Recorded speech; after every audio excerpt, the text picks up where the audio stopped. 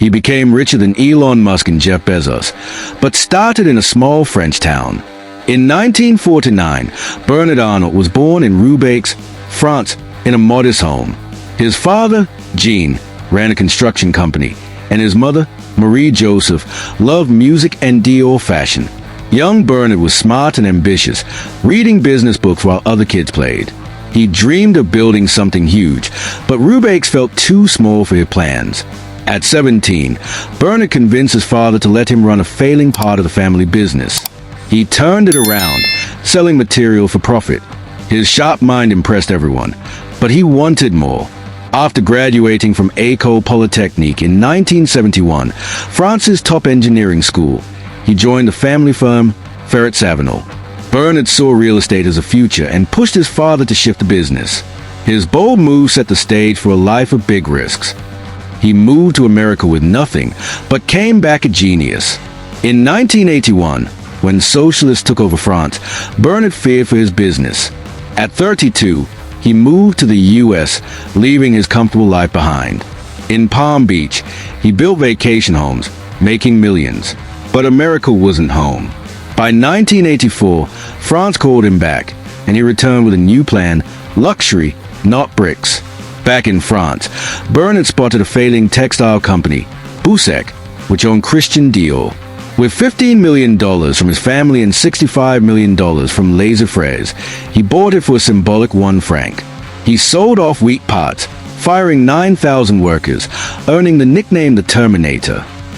But Dior shone, making $112 million by 1987. Bernard's ruthless focus was clear: luxury was his game. He created the world's biggest luxury empire, but it started with a fight. In 1987, Bernard saw a chance to merge Moët Hennessy and Louis Vuitton into LVMH. He invested $1.6 billion with Guinness to own 24% of the new company. But the deal wasn't smooth. Louis Vuitton's president, Henry Racamier, clashed with Bernard, who wanted control. By 1989, Bernard outsmarted him, buying more shares to own 43.5% and become chairman. LVMH was now his. Bernard's vision was bold: make luxury global. He hired top designers like John Galliano to refresh Dior and bought brands like Celine and Kenzo. By 1995, LVMH's value grew 15 times, with sales of $5 billion. But rivals called him the wolf in cashmere, fearing his next move. Bernard didn't care. He was building an empire. His kids joined the empire, but family wasn't always easy. Bernard married into Wavrin in 1973, having Delphine and Antoine. After their divorce, he wed Hélène Messier in 1991, a pianist, and had Alexandra, Frederick, and Jean. All 5 kids joined LVMH, with Delphine leading Dior and Antoine handling communications. Bernard wanted them tough, like him, but family meetings could turn tense. Delphine pushed for bold marketing, while Antoine focused on tradition. Bernard mediated, but his high standards strained them. Excellence or nothing, he'd say. By 2000, LVMH had 50 brands, and his kids were key. His wealth hit $20 billion, but he stayed frugal, driving a modest car. Family was his anchor, even as he chased global dominance. He made luxury a must-have, but it came with enemies. By 2005, LVMH owned 60 brands, from Fendi to Sephora. Bernard's secret? Blend creativity with profit. He hired stars like Marc Jacobs for Louis Vuitton, making bags status symbols. But he fired designers who didn't sell, earning hate from the fashion world. Creativity must pay, he said coldly.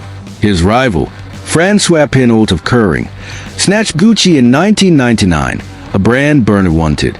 The loss stung, but he fought back, buying Bulgari in 2011 for $5.2 billion. LVMH's sales hit $20 billion, and Bernard's wealth soared to $40 billion. He walked stores every Saturday, texting fixes for tiny flaws, like wrong shoes on staff. His obsession built a legend, but also fear. He conquered China, but the world wasn't enough. In 2010, China's rich craved luxury. Bernard opened 54 Louis Vuitton stores there, with LVMH sales in Asia jumping 30%. Fans mobbed him in Shanghai, asking him to bless babies. Strange, but flattering, he laughed. By 2015, LVMH had 4,590 stores in 68 countries, earning $35 billion. Bernard's wealth hit $70 billion. But growth had risks. Fake goods flooded markets, and Bernard fought counterfeiters hard. He also faced backlash for buying Hermès shares secretly, forcing him to sell in 2014 after a legal battle.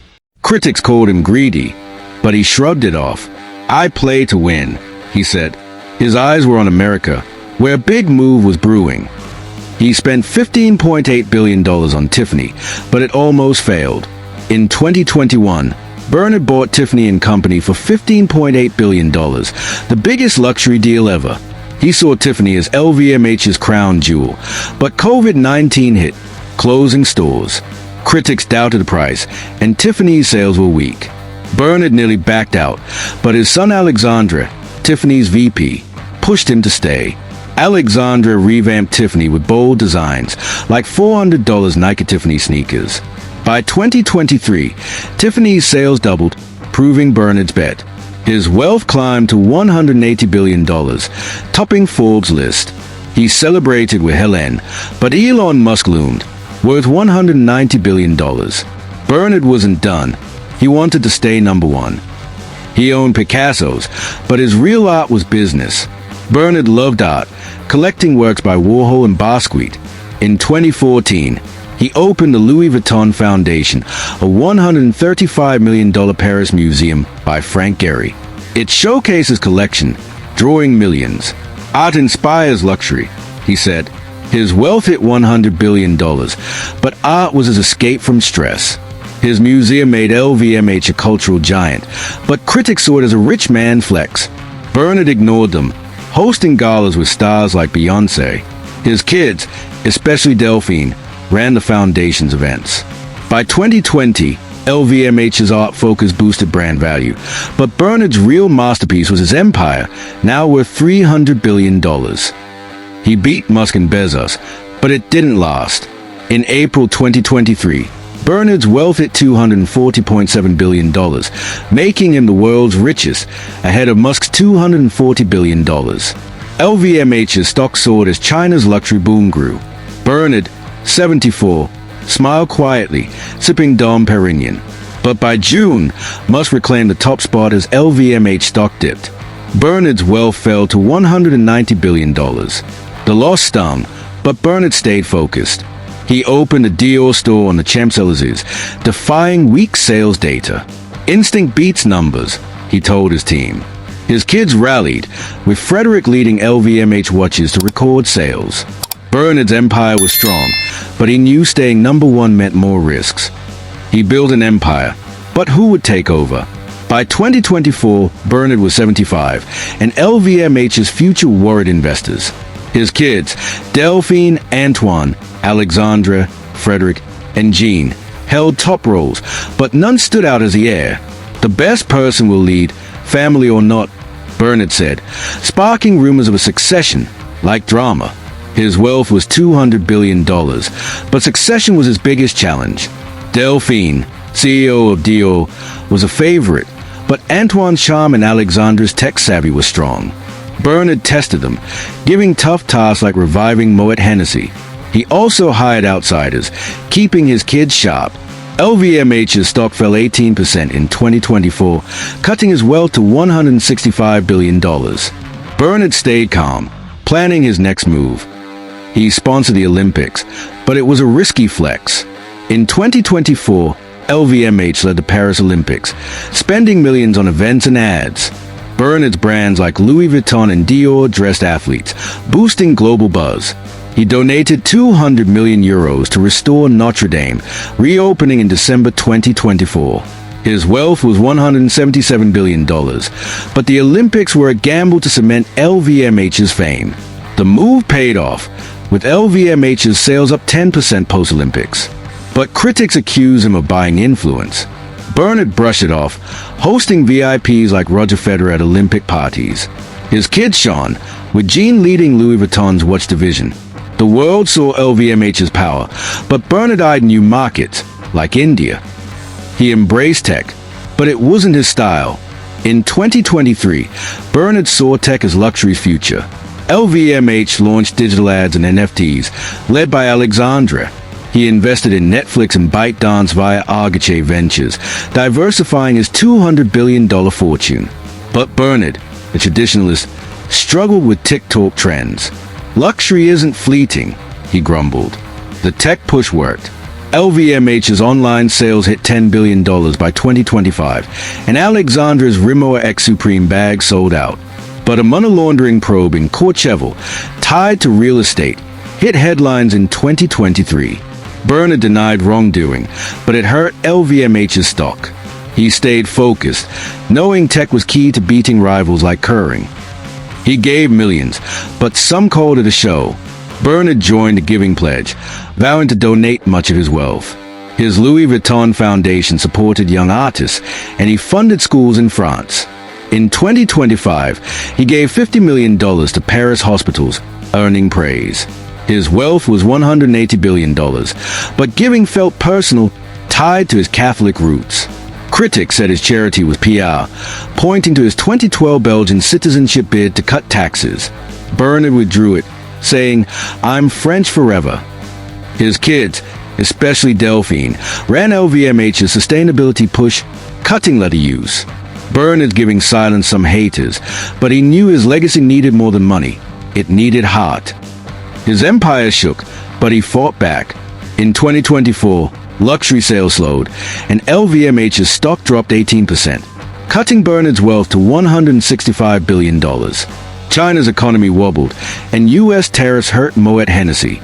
Bernard cut costs, closing weak stores, but refused to discount Dior bags. "Cheap kills luxury," he said. His empire earned $91.6 billion, but pressure grew. He rallied his kids, with Frederick boosting Tag Heuer sales. Bernard visited stores, spotting flaws like a hawk. LVMH launched a Paris FC soccer deal, aiming for sports fame. By 2025, sales stabilized, and his wealth climbed to $180 billion. Bernard knew the slump was a test, and he wasn't failing. He rose again, but the fight never stopped. By June 2025, LVMH's stock rebounded, pushing Bernard's wealth to $200 billion. He opened 58 new stores in 2023, from Dubai to Mumbai, proving luxury's pool. His kids delivered. Delphine's Dior hit $10 billion in sales, and Jean's watches sold out. Bernard, 76, was back near the top behind Musk and Zuckerberg. But rivals like Pinot's Kering and new brands like Shine loomed. Bernard hired AI experts to predict trends, blending tech with craft. He played tennis with Federer, staying fit for the fight. LVMH's $93.2 billion revenue showed his power, but Bernard wanted more. India and Africa were next. His empire was alive, and so was his hunger. He beat the tech giants, but his Real win was timeless. Today, Bernard Arnault, 76, is worth $200 billion, often topping Musk and Bezos.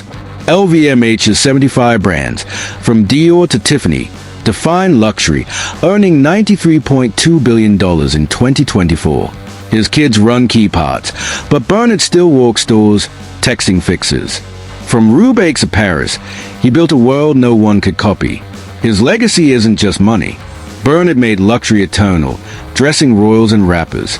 His art museum, yacht, and Bahamas Island show his taste, but his Catholic faith keeps him grounded. "I build for generations," he says. From a small town to beating tech titans, Bernard's story proves one thing: vision and grit can outshine anything. This story is brought to you by Harmony Publishing, who is one of the top self-publishing companies out there.